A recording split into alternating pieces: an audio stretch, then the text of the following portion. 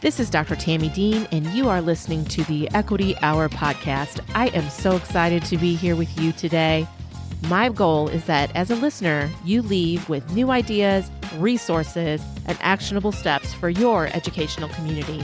Let's explore how we can use our voices for equity and social justice today.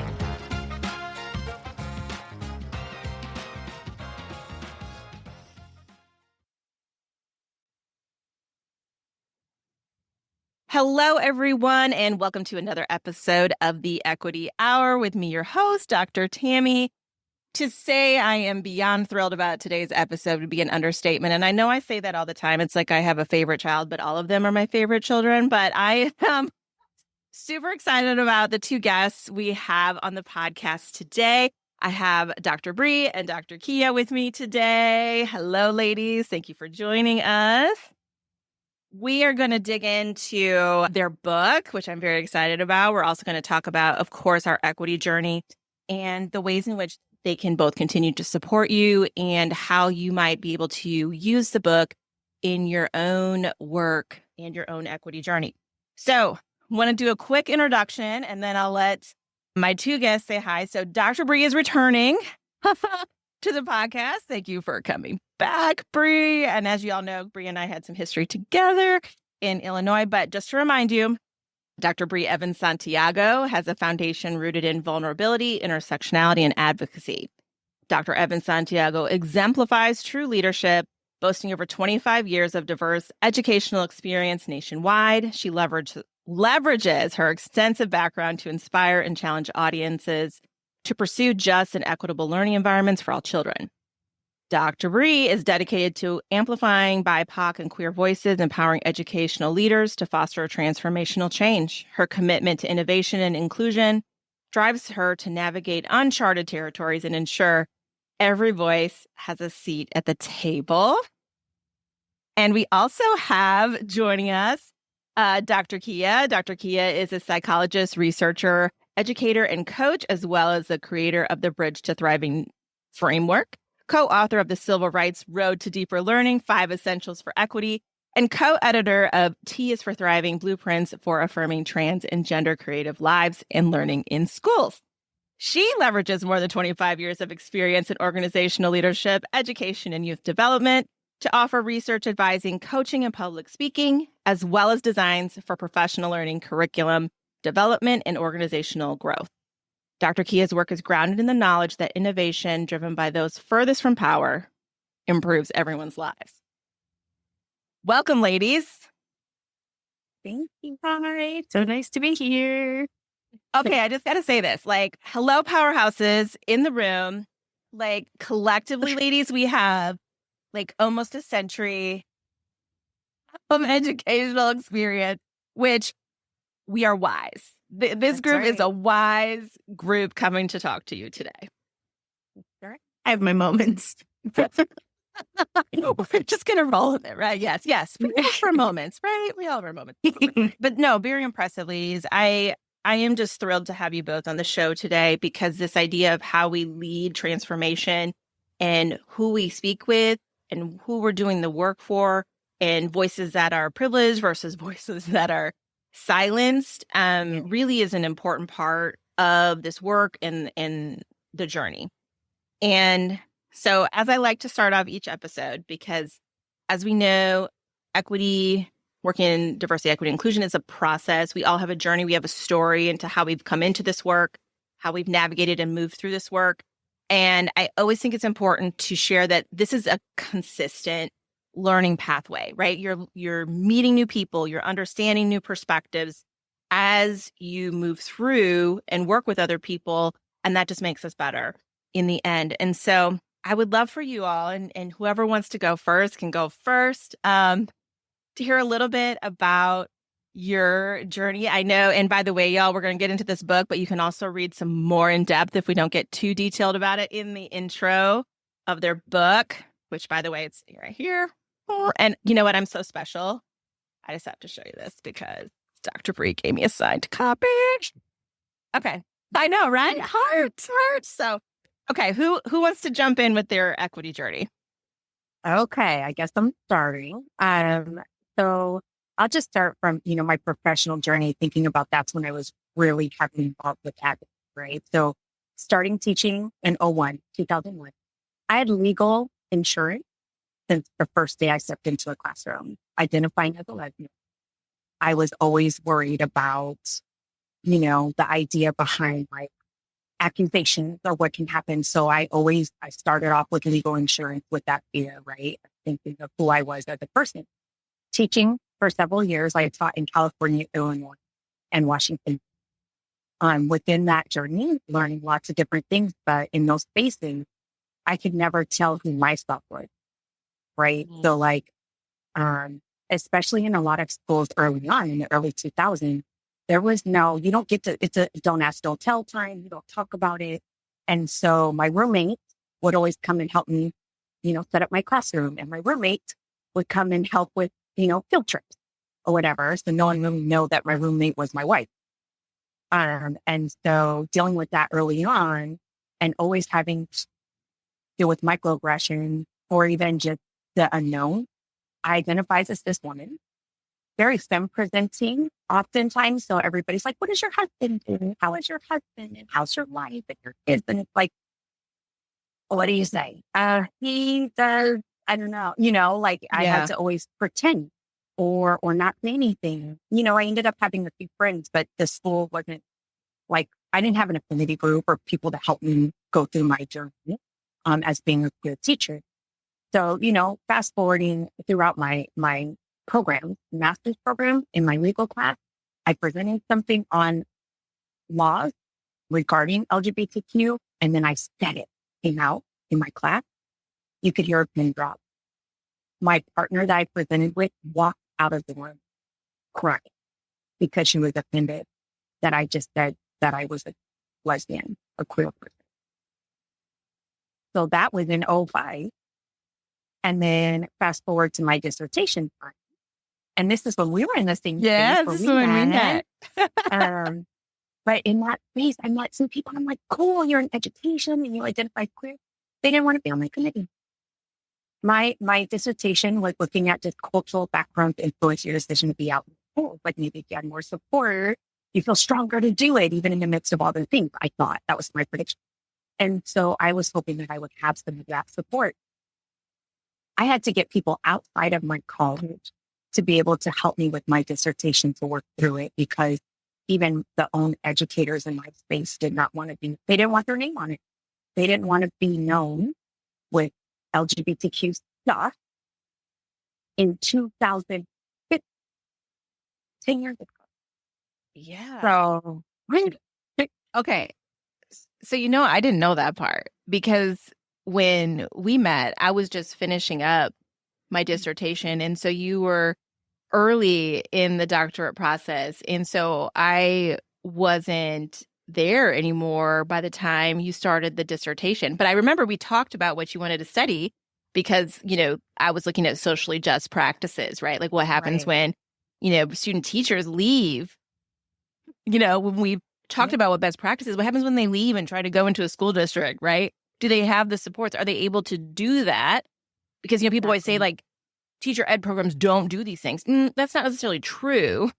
It can be and it can't be. But also, what is the environment we're sending these, folks into? Where are they able to feel safe to make those opportunities and decisions and to support all of their students and all of the things. So I didn't even know that, Bre. Wow, I just learned something new too. But yeah, no, that's so powerful. So that started my advocacy for myself and my frustrations and wanting to support people.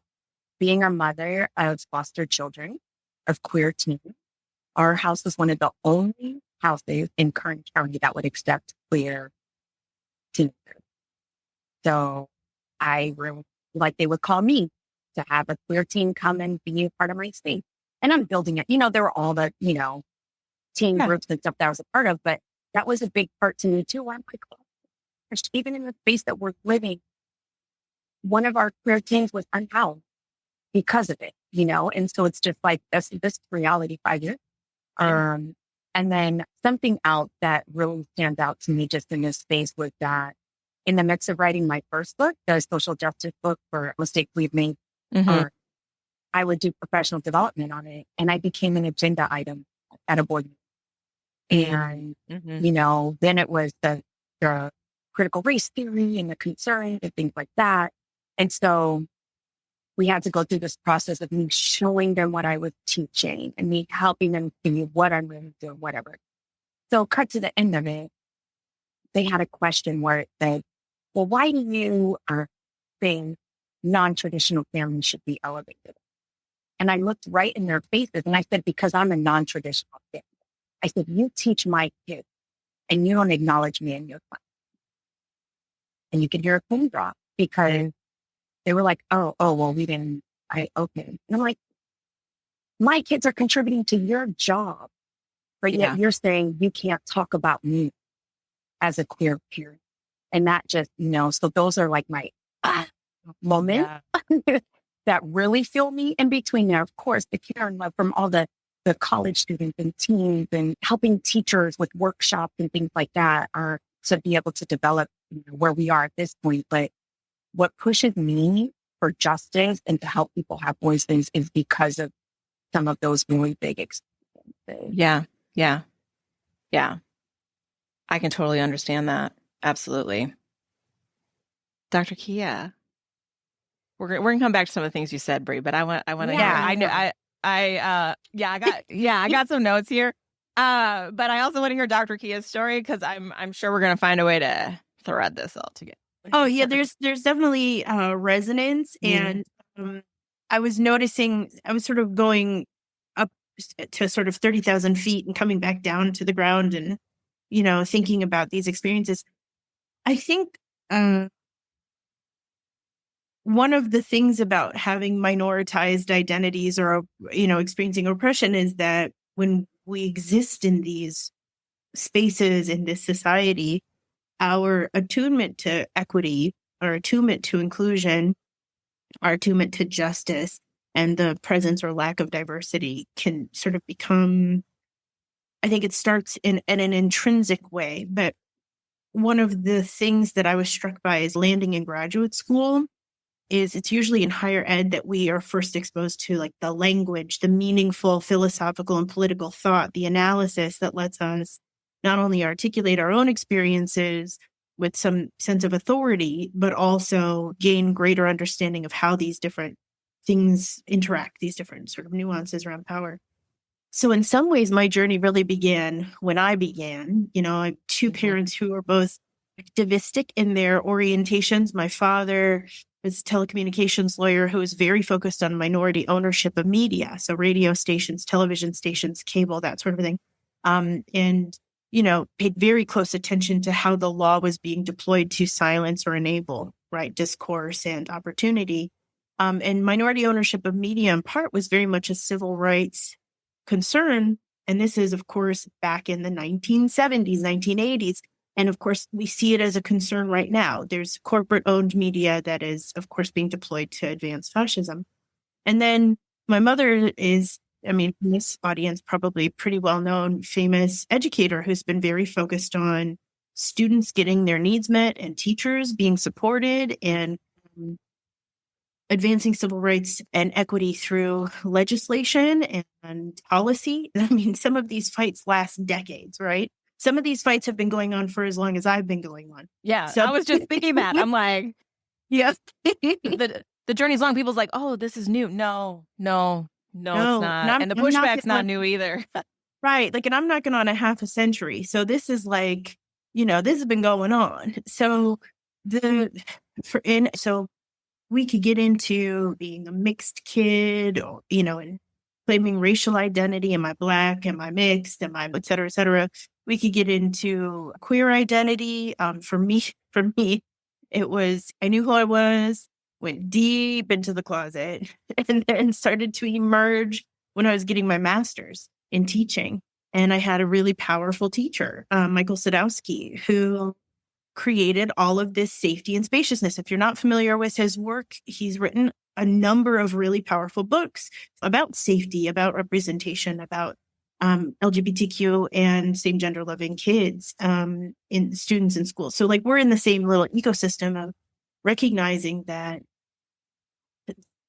the classroom is, and Bell Hooks talks about this, so many people talk about this, the classroom is a liberation space. It's really a powerful space.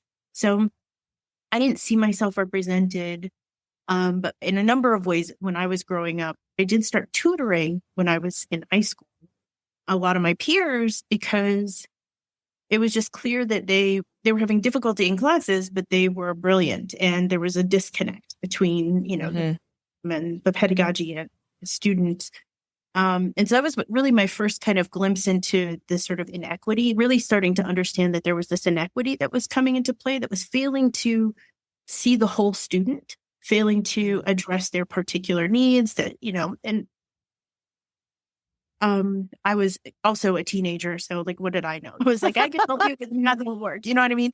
But I was thinking about this, how we're always being and becoming at the same time. Right? You had mentioned that beginning, like always sort of on this journey of discovery and development. But that really was, my parents had to fight for me when I was in school, fight to give me, like they'd have to fight the school and the district just to allow me to take a test to see if I could place into, course of study that gave me more advanced teaching and opportunity and all these things. And everything was gate kept, everything. And, have to go in and fight a teacher trying to punish me for existing instead of actually paying attention to what I was doing. So it's like, it's the lineage is throughout. But similarly to y'all in graduate school, well, similarly to you, Bre, but different. When I was in my graduate program, my focus quickly became thriving at the margins, and specifically Black, LGBTQ, and same gender loving young people. So, being young, being Black, and being queer, trans, or non-binary. And most of the people in my program really couldn't, like, this wasn't their area of study. This wasn't their area of comfort. No, this was, right at I think you said it was 2015 for you. That was the very beginning of me and my doctoral journey. So it was just in that same kind of time period. I was lucky though, because people who didn't feel comfortable in the subject area were still supportive. So I had people who were like, I can't really help you deepen your scholarship in this way, but I'm going to remove barriers. And that made a huge difference. And I think that's also illustrative of what we can do in this equity work, even when we're not, like, our identity is not implicated, right? Because I have people genuinely just go, I'm going to get that out of your way. I'm going to get that out of your way. I'm going to make sure you get this funding. I'm going to give you this assistantship, and allowed me to really focus on what I was trying to study deeply. But I also did have to, work with people outside of my institution. So I reached out to Ed Brockenbrough. Whew, it was so amazing. So Ed was not only a part of my committee, but was also a part of my, growth journey while I was in graduate school, even though he wasn't at my university. Lance McCready, part of my journey, but not at my university. And then there were some folks who I was introduced to by an outgoing scholar who said, you need to meet these incoming people because they're going to be anchoring you. So that support matters a great deal. It would have been a very different experience if I hadn't had that. I think I'm just like journeying all over the place. But from a diversity standpoint, I would say education has been crucial. Being exposed to people who are different to me, who had different experiences, backgrounds, upbringings, and so much of that really does happen in college, which to me drives the point home of how important it is to get kids there. Challenges of those spaces notwithstanding, right? Well, yeah. And I think just very timely, right? The fact that legislation and decisions are starting to make that an even stronger barrier of access, because we're looking at now not just systems that are in place to put in barriers, gatekeeping that's happening, but now we also have financial or a lack of access to financial resources, right, to make this space accessible, especially higher levels of study, like graduate level, doctoral level. Like, where are we going to get the diversity of thought that makes us all better? Kia, you said something about removing barriers, and I just really thought that was very powerful. So when we talk about, people talk about wanting to be an ally or support the work, like, I don't know what I need to do. That's exactly what you can do. If you are sitting in a space or have power in a space or have a privileged identity that can allow you to open doors, remove barriers, right? Provide funding, whatever it is, that is what you can do, right? Go ahead. Yeah. So related to that, and coming back to what you were talking about, Bre, there so much of that happens in the space of relationship. Mm. I have access to this person. We have trust. I can have this conversation with them that shifts the way they're approaching this situation. Mhm. That institutional power that's tied to relationship. But then also so much of this is about, like, Bre, there was something powerful about you being in that, board space and forcing them to reckon with your existence and being really courageous to speak up and not only identify your truth, your reality, but look them in the eye and invite them to sit with the discomfort of their bias, their bigotry. And that's a thing too, right? So all of this, part of what fuels a lot of what we see is segregation Mhm. and secrecy. And part of what fuels that is that there are so few of us sometimes in these spaces that, like, safety is a legitimate concern. Stability is a legitimate concern. So we need coalition, we need each other, and we need to build these relationships sometimes at the level of one person to one person, build the trust, build the me, so that there can be kind of like ripple effects from that. Mhm. Yeah. Yeah. The power of relationship. And that makes me also think about that leads to community. And I think that is a huge part of this work. I mean, even just the three of us sitting here today, right, is a power of this community because I met Bre. Bre knows you. Now you are here with me. And then we get to see and discuss and find these differences, but also commonalities, right, amongst our experience and what we're here to do, like what is important to us Mm-hmm. in this work. Yeah. I can't remember which one of you said it, but I think it was actually a thread in both of them. But I think it's important to talk about because I think people are feeling very nervous about the current environment, the anti-DEI work. We saw a huge jump of performative DEI statements and all these things after George Floyd. And then we've now seen this pull back. There's a lot of fear, right? That people have seen executive orders saying that these words aren't allowed, and they're, going through and scrubbing them from spaces, and there's just so much happening. People are afraid of losing, funding. And part of when I'm in some of these conversations is exactly what we alluded to while you were sharing, I think, Kia. Like, this isn't new, right? There has always been pushback. There has always been fear around this work.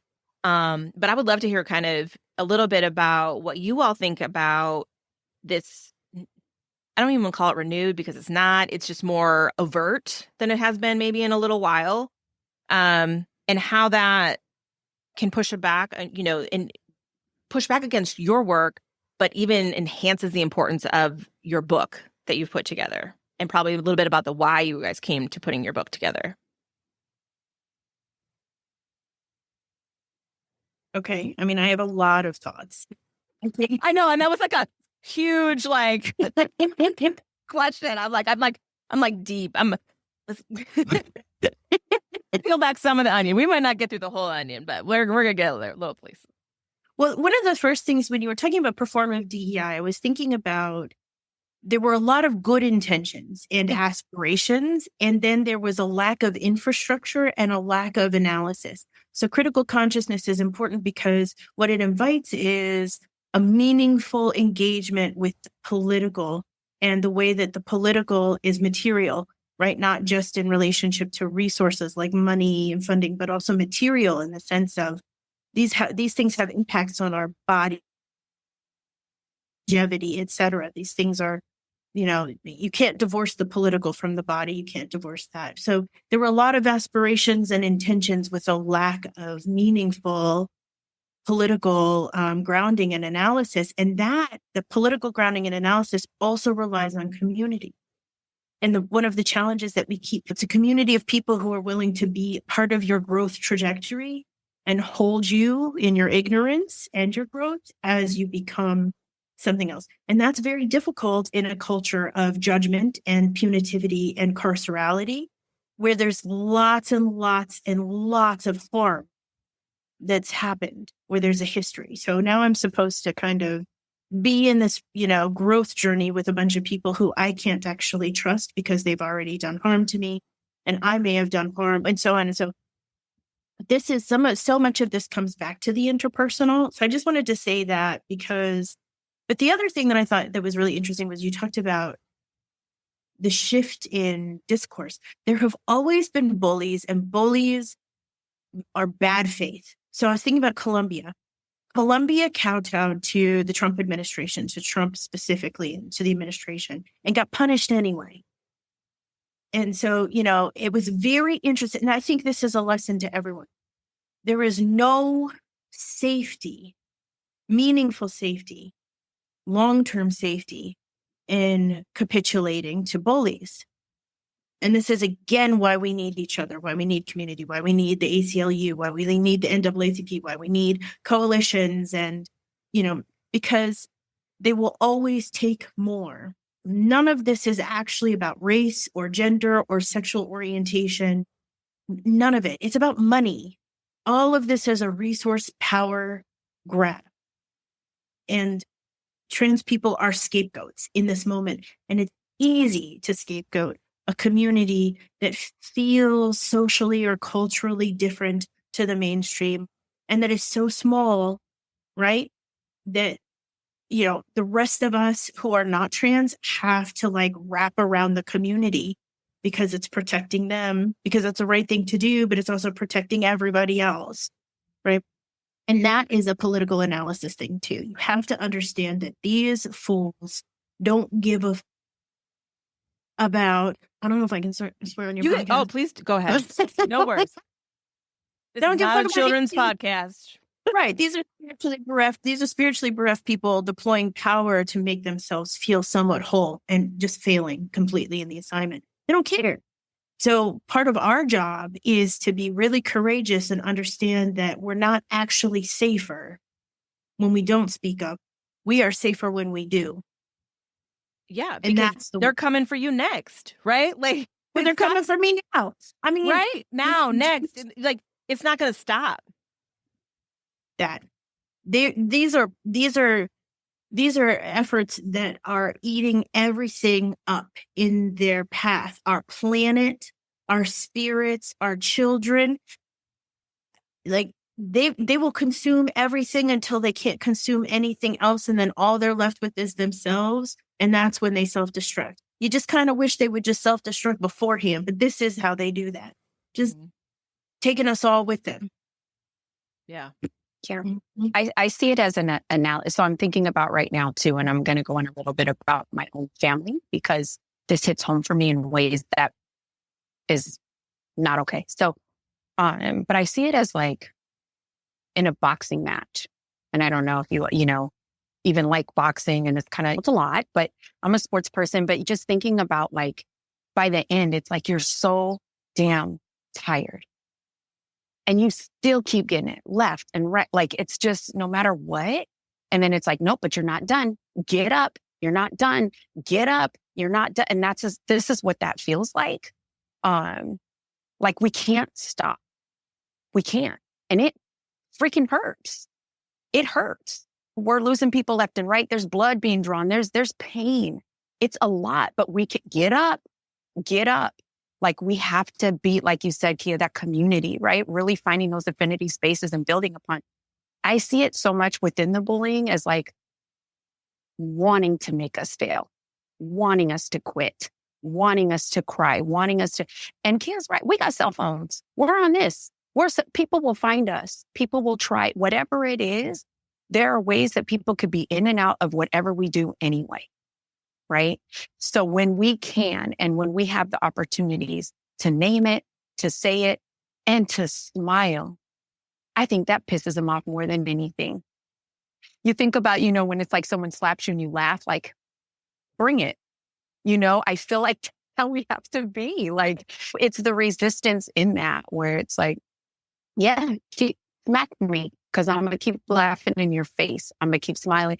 But that takes so much. Like I've talked to Kia about this where it's like living hour to hour sometimes.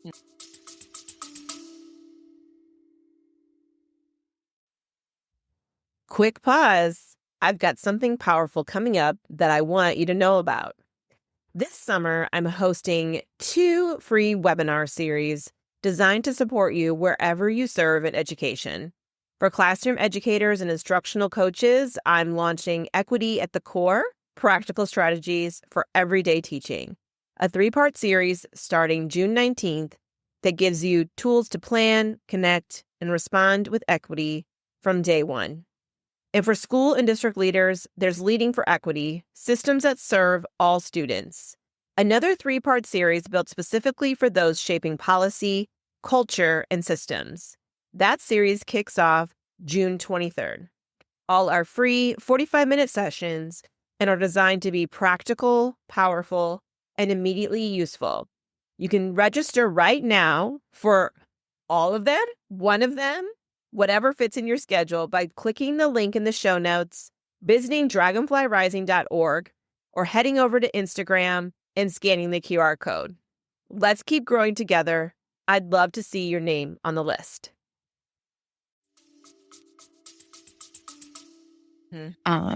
We used to be able to say, oh, have a good day. And you had a good day. There's so much. And this is kind of separate, but being in my role as associate dean, we see our student oh my God, there's a lot going on in California right now because we fight back and it pisses him off. And so it's like trying to be violent and pull us down in whatever ways possible. And in all of that space, I'm like, I had a good hour. This right now is a good hour. So it's like recognizing and acknowledging those spaces to continue to build us up, to fight one more round, build us up, to continue to do that, that work. For a while, I went through a hard time.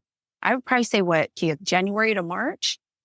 My spouse is trans and it's open. I'm not outing him at all. He's in our book. We'll talk about it more in a second, but we live in privilege. We're okay. I got good insurance. My spouse is okay. But I can't help but think about the space in which he comes from and the space that we have to support and love and care for. And I think about these kids and I think about, every day that they're fighting to just wake up and to live. So I just, if anything, it's building my strength to fight for people that can't or are afraid to, so it's like, this is the time for that, Just to add to your boxing metaphor, you talked about boxing. Boxing, you have corners and there's a ref and there's a point in the rounds, right? And I feel like in a lot of ways, those of us who have resource or power or position who are, we need to be the corners. We need to be the refs, right? We need to be the crowd so that folks, because it is not an individual thing, right? It is, and I was thinking also about that. There's a post floating around the interwebs, of course, about how hope is not like a delicate thing. Hope is, scrappy, bloody knuckled, rising to go spitting out a tooth. Like that really is it. And I love that you brought up the point about running interference, for another sports metaphor, running interference for young people who have less power and are still becoming and need to know how to fight, but also need to have space to rest. Yeah. Oh my gosh, I have so many things going on in my brain right now. It's such a good way, right? I love this idea about we are in the corners. And because for me, when you said that made me think, because while you were talking, Bre, I'm thinking this is also why rest as a resistance is part of the narrative. Because if we're in our corners, then that means I have support so I can rest. Like we can't always be the one throwing the punches all the time. So maybe another sports metaphor is maybe it's a little bit more like wrestling where we tag team in and then somebody else hops in for a minute and takes it because I'm tired right now. And so I need to rest. But, yes, I love that idea. Like we're in the corner. So find someone that can support you in your corner or be also, I think, vocal right? So people know you are there to come to as a support, as someone to lean into, to talk to. I think that is one of the most important things. I had someone on my podcast recently who asked me if I planned on changing the name of my podcast because it's called the Equity Hour. And, equity is not, I was like, absolutely not. I said, in fact, this is a time where I need to use it even more. I said, so, because she had been on a different podcast and they were changing their name and doing all these things. I was like, oh no, that's not me. That is not my style. I'm doubling down. I'm like, I want people to know this is what I'm here for. This is what I've always been here for. And this is a safe space to come and have these conversations and to share these stories. And this reminds me of your, oh God, what is it called? My brain I'm having a perimenopause moment, y'all. In the moment, your book dedication, Bre, thinking back about to your family, right? And you wrote about Bobby, where we all have a space to thrive. And I know Bobby was the catalyst for the book. So I think that just fits in so well, right? Like the space to thrive for everyone, having people in your corner. So I would love, and I know it's in your book, but the journey of how you wanted to write this book based on your experience for your family and with Bobby, and coming together with Kia and all the amazing authors that you guys have inside the book. It is so powerful, y'all. And I'm going to give away a copy, by the way, because somebody needs this. Yes. We need this book. We need this book out in the world. So I'm going to stop talking because this is your guys' book. And I just want to hear about it. I want to hear about how it came together. I know you wrote about it, but I know the audience hasn't heard about it yet. Yeah. So Bobby definitely was a main component of this because, as a teacher and, my spouse and I, we've been together for 17 years. So we've grown and learned and started out as a lesbian couple.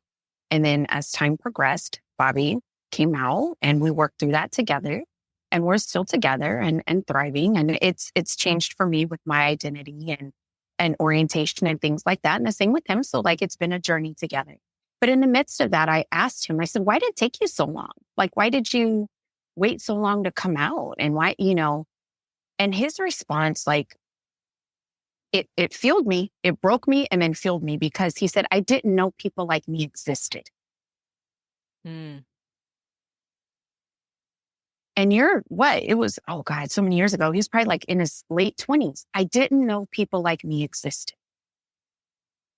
And so because in our academia world, we've met more queer people. I was, an advisor for this space and working with the students and working with faculty and staff where we met and had a circle of queer, non-binary, trans folks where Bobby was like, oh, this is me. Oh, here I am. This is who I am.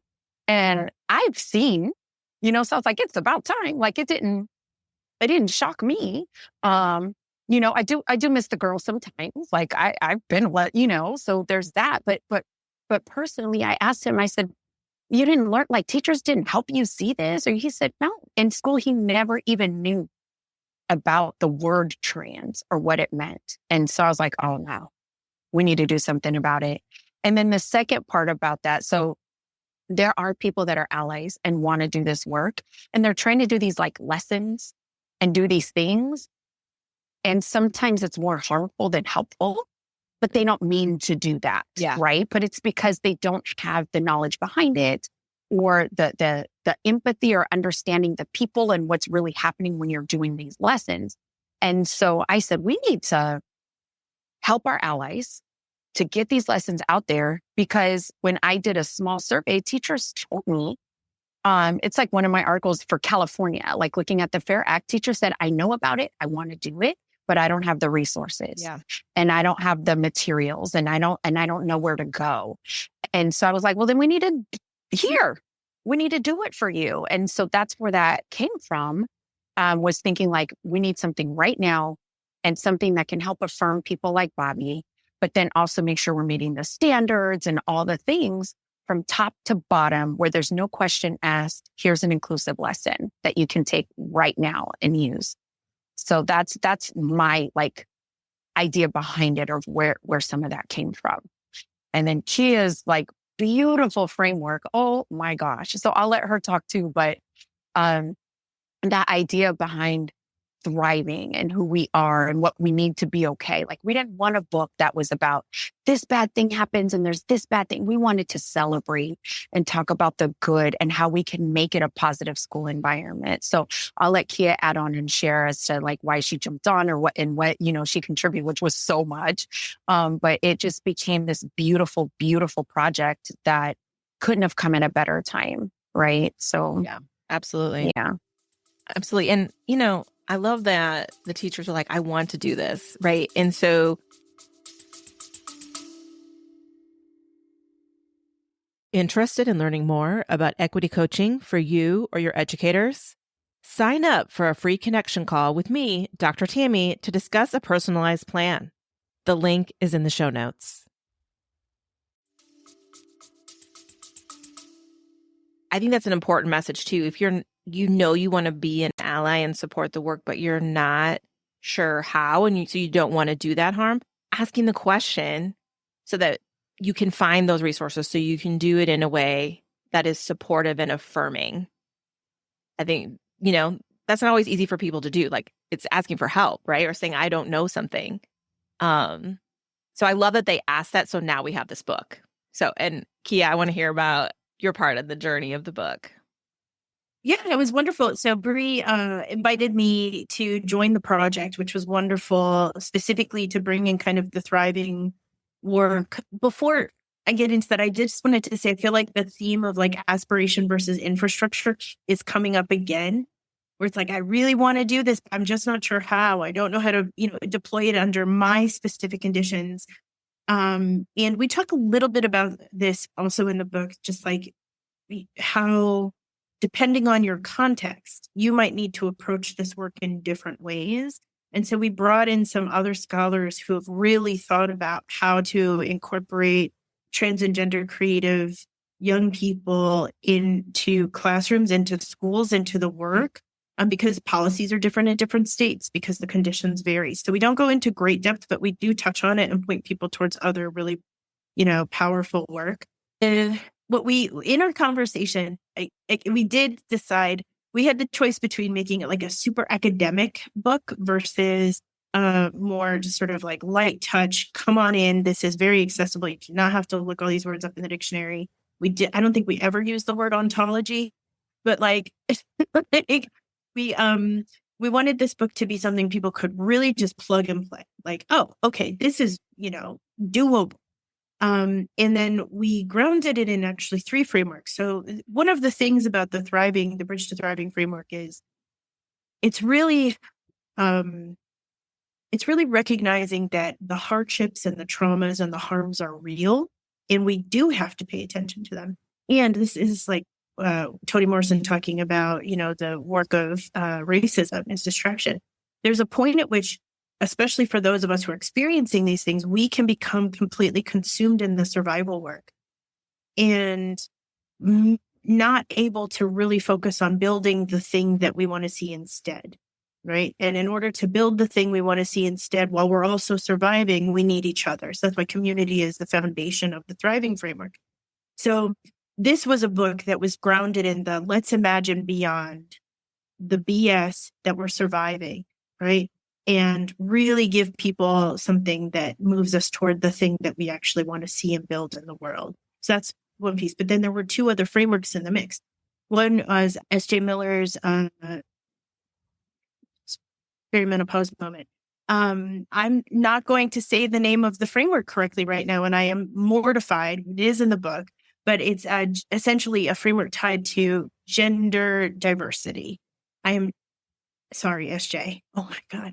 SJ, I will make sure it is listed in the show notes for sure. Yeah, gender complexity specifically, and inviting educators to really understand that, you can't like look at a person and know their gender, that deployment of gender in a human being's experience can be quite complex in and of itself. Gender identity complexities framework. Oh, thank you, brain. I was like, it's in there. I know it's in there. So there's that piece, and we wanted to bring that in because, of course, we're really explicitly talking about trans and gender creative young people. And this framework is directly tied to education and educational spaces. We also, of course, tapped into Goldie Muhammad's historically responsive literacy framework. And Goldie's work anchored into race and ethnicity, and we, took it and translated it around gender identity specifically. But the importance of, and this is where critical consciousness comes in too, and it's across all three of the frameworks: thriving, gender identity, complexity, and historical literacy. Understanding not only who we are and who we've been and who our forebears are and what our models are, so we can see ourselves like Bobby needed to, right? So we can see ourselves, so kids can see themselves and figure out who they are in the broad project of humanity, but also so that we're tuned into the politics of, as we were just talking about, the way these things keep recurring in human history. This is not the first time trans and gender creative people have been targeted for essentially scapegoated as a way to get people accustomed to egregious violence so that a bunch of really greedy people can steal everything they can touch and everything they can. Like, this isn't even the first time we've seen this. And there are also resistance histories that are important. So we were bringing that into, again, with the orientation to not only acknowledging that there are survival needs, but also that that is not the whole story. Yes. And we deserve to thrive. We deserve to thrive. Absolutely. Oh, that's so powerful, because we know that we hear a lot about trauma, like this negative story about a particular group and all the horrible things that they've experienced, right? And that isn't what makes up a person or a group of people, even. Like the resilience, the joy, the connection, all of this richness of humanity is what makes up a group. Oh, yeah. And the defiance, which is what this book is, because we don't be popular. And they're like, right, no, but it's defiance. It's the refusal to change the name of your podcast. It's the refusal to be quiet. It's the refusal to allow the ignorance to be the loudest thing in the room. The defiance. Absolutely. Absolutely. Oh, this like gives me chills, y'all. Like, I just love, we are here to thrive, and we are here to thrive in community. And even if, I think sometimes we pin ourselves against each other in different, groups, right? Like, my struggle is harder than your struggle. But really, it's all grounded in very much what you've been saying here. That aspiration and the infrastructure, it's all the same. It's all the same. What's causing all of these things. Yes. And I think that is the most important part, because when we come together, that power, I love that idea of defiance. I love that, because I am a sassy girl, and I have tried to not be sassy. And people will be like, you know who you were talking to? I was like, I do. But you know what? I don't work that way. Like, you're doing things like, I legitimately got fired from a teaching job because I don't even know if you know the story, Bre, but I got fired from a teaching job because I was standing up for these kids. My principal did not like, it was a predominantly low-income Black student population, didn't like that the students were excelling. The students were excelling. So he tried to shift my teaching role so I could have less impact. That didn't work.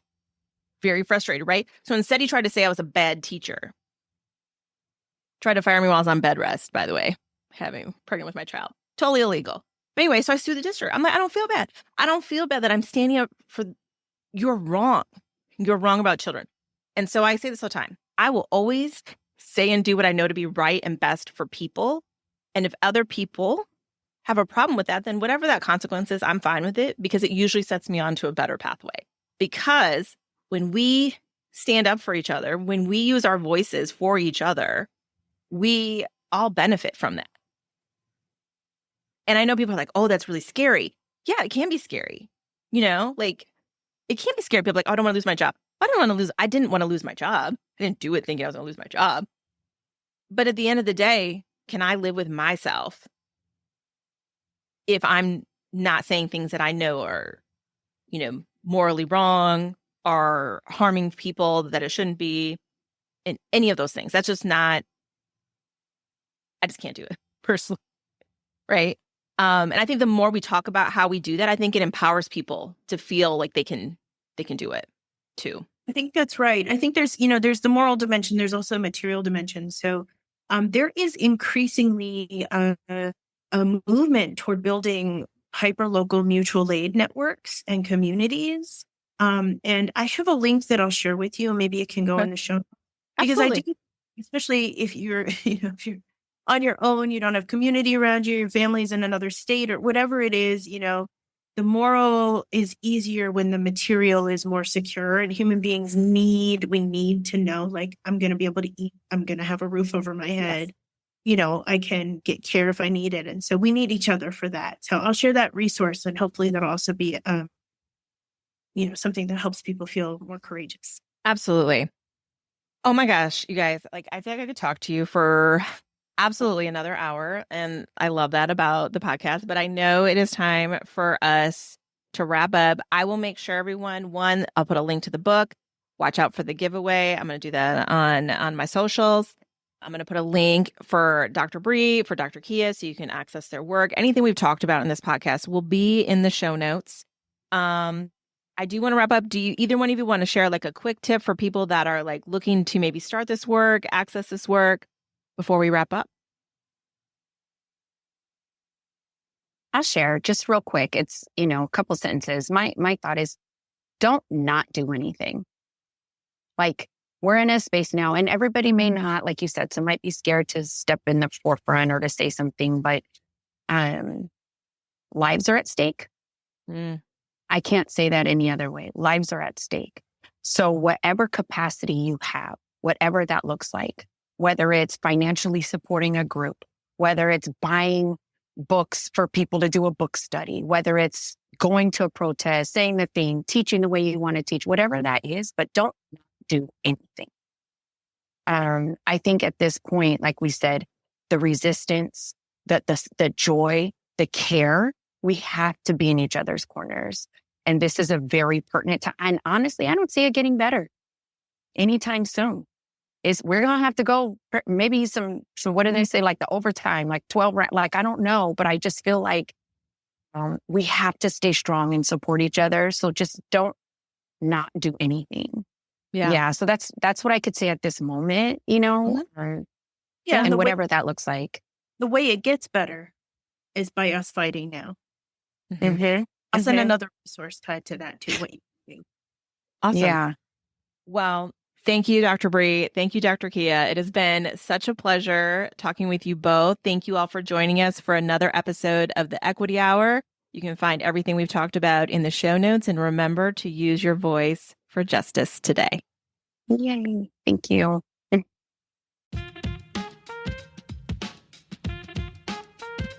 This wraps up another episode of the Equity Hour podcast with me, your host, Dr. Tami Dean. Make sure to check out the show notes for any resources, links, and next steps from today's episode.